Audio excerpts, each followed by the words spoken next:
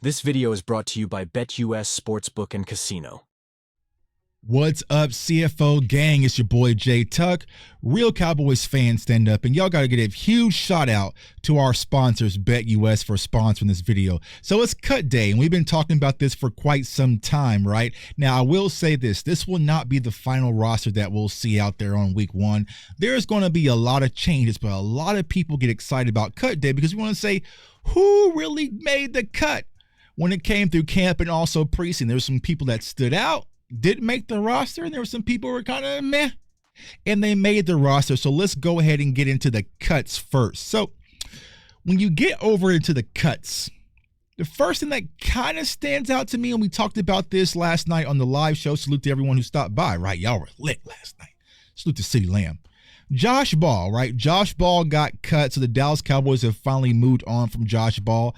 Now, like I said last night, he had a much better preseason and a much better camp than he has had in previous years. He was in the lab with Big Duke as well. So Josh Ball started to take a little leap forward, but ultimately he did not make the cut.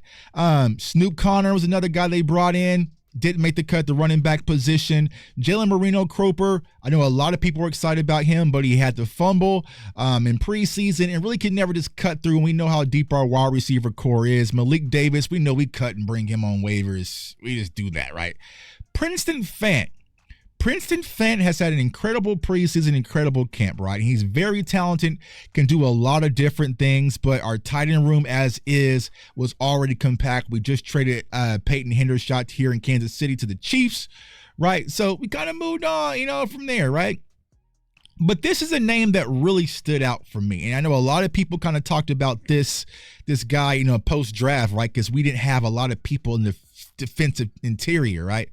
Justin Rogers, we cut Justin Rogers. I know a lot of people had, high expectations for Justin Rogers. He didn't make the cut, so maybe he's a guy that you can always bring back and clear through waivers, but you spent a pick on him and you cut him. Now, the next guy, I told y'all last night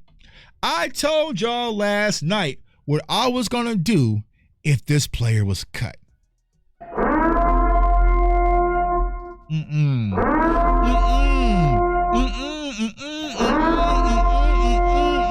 No, they didn't. No, they did not. No, they did not. Just cut Julius Wood, y'all. And I'm shocked by this, right? I'm shocked by this for a few ways, right? One, as we went through last night, they gave him a 3-year deal. They gave him the guarantees. Like, they really saw value in him. He's been out there balling from camp to preseason. The film was incredible. We watched the film. I don't understand why he didn't make the cut. I don't understand why he did not make the cut. Julius Wood is a head-scratching moment. Now we got to sit back, cross our fingers, and hope he does not get claimed through waivers. But just trusting my gut, I think he gets snatched up. So Julius Wood is a guy, I don't know. I feel like we're going to be sitting back and watching this on Sunday and be like, man, there he goes. There he goes. I feel like this is going to be Isaiah Land 2.0, unfortunately. Now, another name that was cut. And this was a guy that some people was saying that was better than Ezekiel Elliott. Royce Freeman. Royce Freeman got cut, right? And Mike McCarthy has spoke very highly about Royce Freeman. He got cut, so will they try to bring him back? Possibly. But also, Carl Lawson was released, who we brought from the New York Jets. Now, some of these guys, they will qualify for the veteran waivers, right? That means that you can cut them. They don't go through waivers. They can just re-sign you right back because you are a vet, right? So, like, Carl Lawson will qualify for that. So, it's kind of interesting to see how that all shapes out. Like I said, Peyton Hendershot was traded. And then you have Nathan Thomas, who's on injury reserve. You have CeeDee Lamb and Deron Bland. The list goes on and on. But like I said, Justin Rogers stood out on this list. Also, Julius Wood stood on this list. And I was just like, all right, well, those are the people who got cut, Tuck. All right, well, cool. God bless them. Let's hope everything works out. Who actually made the roster? Who's actually going to be on the squad? So let's go ahead and get into it. Now, when it comes to our quarterbacks, we got to keep 3 quarterbacks on the roster. We got to keep 3 on the roster. Now, here is why I'm kind of upset with the Julius Wood situation, because Cooper Rush would qualify to be cut and re-signed, right? They've done it like every year except this year. So you could have moved on from Cooper Rush, cut him, had Julius Wood on the final 53 roster, re-signed Cooper Rush to maybe the practice squad, or deactivated Julius Wood to the practice squad, right? You could have got creative. So you could have did something a little bit more with this quarterback's position, but they got Dak Prescott, Cooper Rush, and they got to keep Trey Lance for something.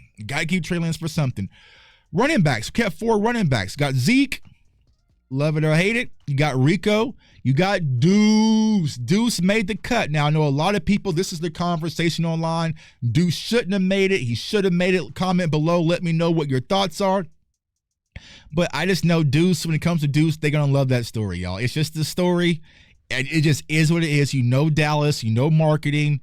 They were not going to move on from that story. And then you have Hunter Luepke, our fullback, actually on the roster as well. Wide receivers, I told y'all not to worry about that. Brandon Cooks, Jalen Tolbert, Jalen Brooks, Kavontae Turpin, and Ryan Flournoy. He is on the roster. I know a lot of people were concerned. Was Ryan going to make the cut? Well, he's right there, right? And you also got CeeDee Lamb, as we mentioned earlier, below. All right, tight end position. This was a position that I talked about a lot. Go leading up to preseason, leading up to camp. So you got Jake Ferguson, Luke Schoonmaker, because he's a second-round pick. It just is what it is. Politics as usual. John Stevens Jr. and Brevin Spanfor, who's a UDFA who they like, right? Offensive lineman, Tyler Guyton, good. Tyler Smith, yep. Cooper Beebe, we got him, y'all. Zach Martin, Terrence Steele, this one. Just like I told y'all last night, it's just the ego thing. They moved on from Amari Cooper. They got this 5th-round pick. They drafted Matt Waletzko, and he's just going to be safe for that reason alone, right? He's just going to be safe just because of that. It's just going to, it just is what it is. It's politics. There's nothing you can look for as film, right, or nothing he did in camp or preseason that showed that he deserved to be on this final 53 roster, besides being the pick that we got back from Amari Cooper. Brock Hoffman, TJ Bass, my dog, the dog catcher, Chuma Udoga, and Awesome Richards. Now, on the defensive side of the ball, pretty much typical what we expected. Micah Parsons, DeMarcus Lawrence, Marshawn Nealon, Tyrus Wheat kind of snuck in there, right? Osa Digizua, Jordan Phillips, Linval Joseph, Mozzie Smith, and Chauncey Golston. Linebacker, right? Eric Kendricks, Damone Clark, DeMarion Overshown, who I'm excited to see. Maris Leofau, and Buddy Johnson crept through, right? So Buddy Johnson looks like he crept through on the final 53 over Will Harvey, who we spoke about last night.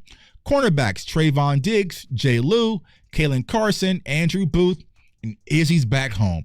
Izzy is back home at the position where he feels the most comfortable. That is the cornerback room. And then also you have your safeties. We kept 4. Donovan Wilson. A lot of people talked about trading Donald. I guess they just not going to do that, right? Malik Hooker, Wanye Thomas, and Marquise Bell, rightfully so. And then you have our specialists, Brandon Aubrey, Brian Anger, Trent Sieg, and also C.J. Goodwin. So that is our final 53 roster. For the most part, like I said, I would like to see Julius Wood named here.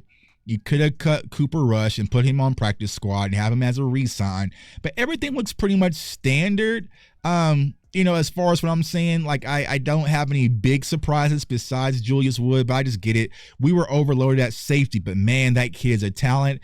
And I would say that, honestly, the Royce Freeman thing kind of caught me off guard just a little bit, right? Because they've been speaking about Royce this, Royce that, Royce this all year, but maybe he's a guy they're going to bring back on practice squad, but we'll see, because my dog Dalvin Cook is there, man. So that is it. That is the final 53-man roster, Cowboys Nation. Let me know below. How y'all feeling? Overall, I feel good, right? I'm saying? The Julius Wood thing, I'm kind of, it's a body blow, but overall, it doesn't hurt too bad. Hopefully, prayer circle, we're able to bring him back, and Dan Quinn is not looking through our garbage bin and about to snatch this kid up, because I think he's going to be a talent in the NFL, and you don't just want to just toss this kind of talent to the wayside, man. So it's your boy J Tuck. Appreciate everyone. Comment, like, subscribe. But before we go, we got to get a huge shout out to our sponsor in BetUS. Peace. Today's video is powered by BetUS.com, and right now BetUS is running a promotion. Receive a 125% bonus on your first 3 deposits up to $2,000. So if you are a Cowboys fan and you think the Cowboys will win over 10 games, they have plus 160 odds. That means bet $100, win 160. That is easy money. So sign up for BetUS.com, use the link in the description below, and let's get this money, CFO gang.